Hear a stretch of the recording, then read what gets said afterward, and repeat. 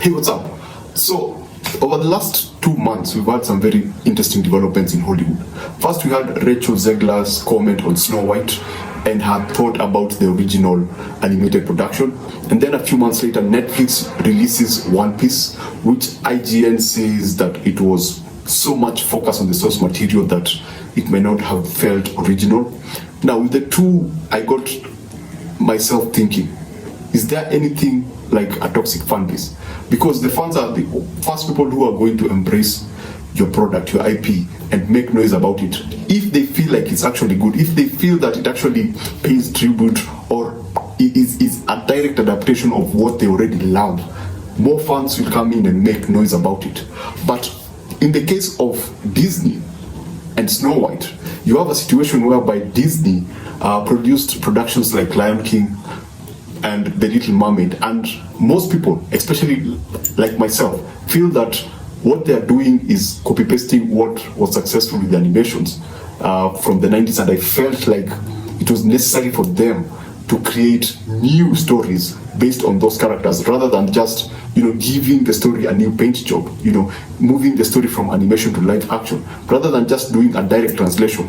I felt that they needed to create something that was actually good. So now we are in a very weird conundrum whereby you have one group of people saying that yes, like the success of Onepiece, if you create something, if get the original creator and try to make whatever you're creating, the adaptation, as true to the source material as possible. So that when if the source material was actually good and it's translated directly, the end product will actually be awesome and it will work and people will love it. I love it and most people seem to love it according to Rotten Tomatoes, which is also not very reliable. Generally, there's a positive talk about Onepiece.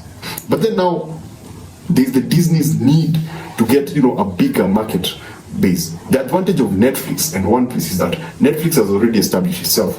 They have the fans. No matter what people say, Netflix is one of the biggest streaming services out there. It has a bigger reach than Disney because, for example, we have Netflix in Africa, we don't have Disney in Africa. So for them, whatever they produce, it will go to a majority of people. So they are not really looking to get a larger viewership here. I know that's the biggest objective, but their objective is just to create content that will, serve the people who are already there and hopefully bring in people.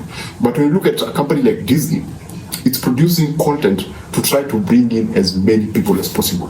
That's why they have been mutilating Marvel and Star Wars because, oversaturate.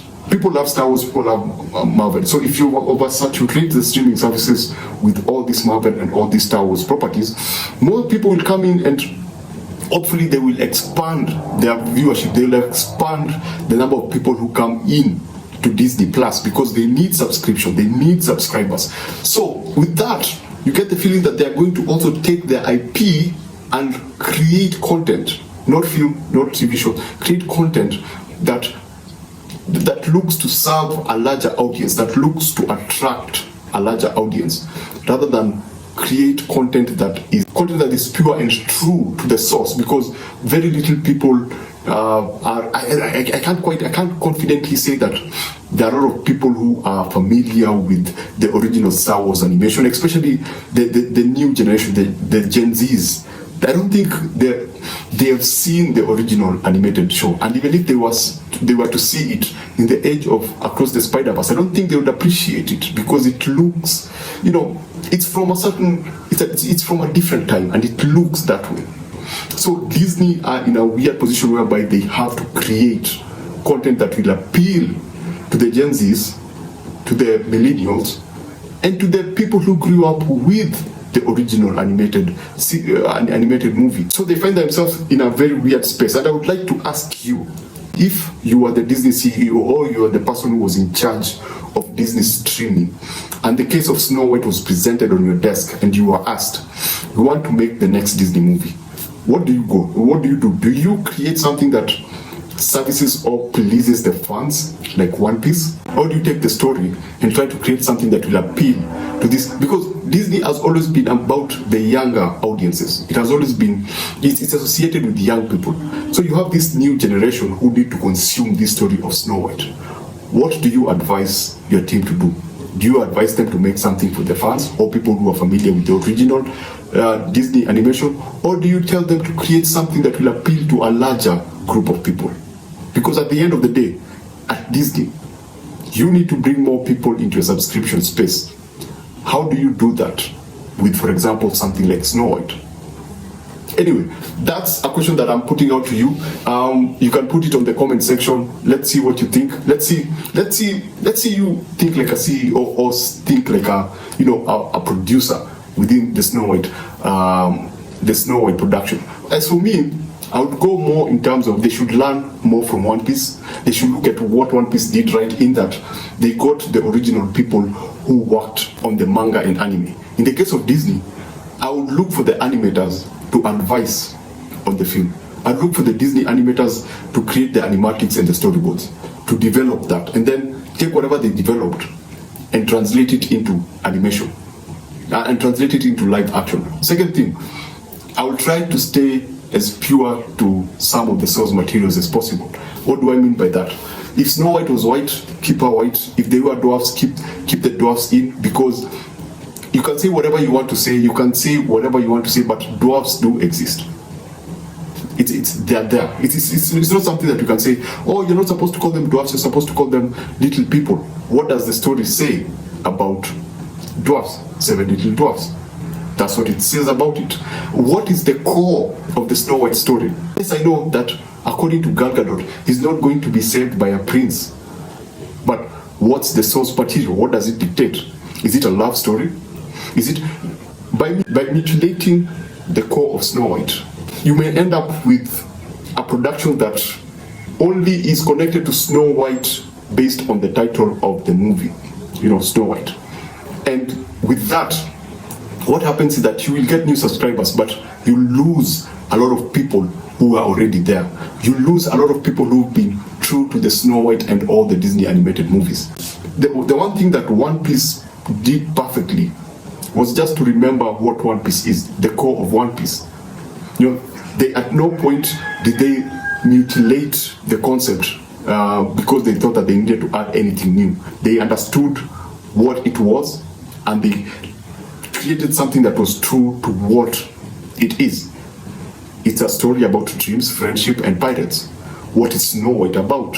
That's what Disney needs to look at. Is it something that they totally need to deconstruct? Or is it something that they need to actually just, tune it a bit, but still maintain the core of the story, still maintain the core concept of what they're trying to do?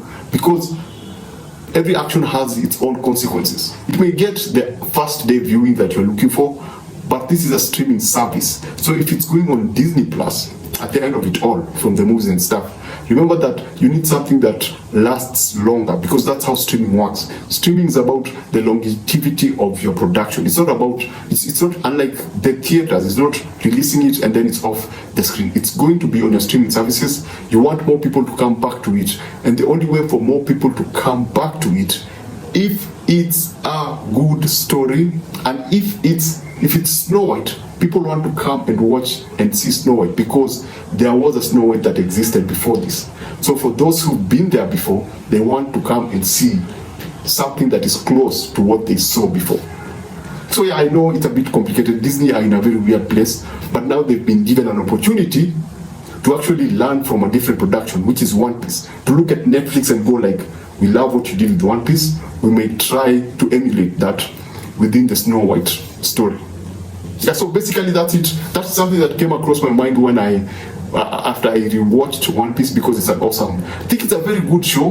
My review is over here. I think it's one of the best shows out there that tries to move away from making us feel, generally everything that is produced today is designed to enhance our pitfalls. It's designed, nothing preaches friendship and just the idea of just being optimistic. Everything is doom and bleak. Everything is about our own, everything is about our inadequacies. There's nothing out there that actually really just makes you feel good. I love Monkey D. Luffy. It's such a great character. It's such a lovable character. It's a character that makes you, still believe in humanity. And maybe perhaps that what we need to see more, even with more of the Disney production. Anyway, that's it. Remember to always watch what you enjoy and enjoy what you watch, and I shall see you on the next one.